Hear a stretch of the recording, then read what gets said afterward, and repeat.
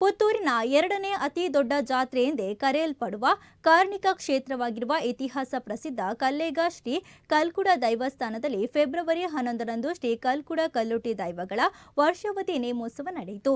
ದೈವಗಳ ಮೂಲ ನೆಲೆ ಕಾರ್ಜಾಲುಗುತ್ತುವಿನಿಂದ ರಾತ್ರಿ ವಿವಿಧ ಬಿರುದಾವಳಿಗಳು, ದಂಡು ಶಿಲಾಲ್, ಕೊಂಬು, ಶಂಖ, ಜಾಗಟೆ, ತಾಸೆ, ಚೆಂಡಿಯ ಸದ್ದು ಮತ್ತು ಬೆಳಕಿನ ಸೂಟೆಯೊಂದಿಗೆ ದೈವಗಳ ಮೂಲ ನೆಲೆ ಕಾರ್ಜಾಲುಗುತ್ತುವಿನಿಂದ ದೈವಗಳ ಭಂಡಾರ ಬರುವುದೇ ವಿಶೇಷವಾಗಿತ್ತು.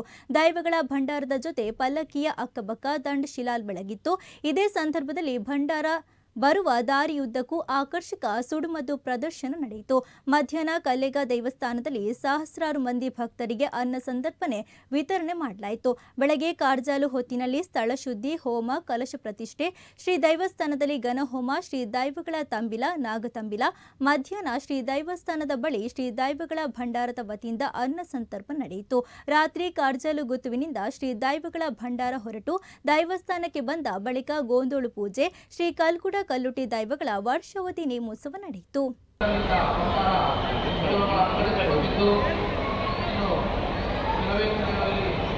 ಗೋಂದೋಳ ಪೂಜೆ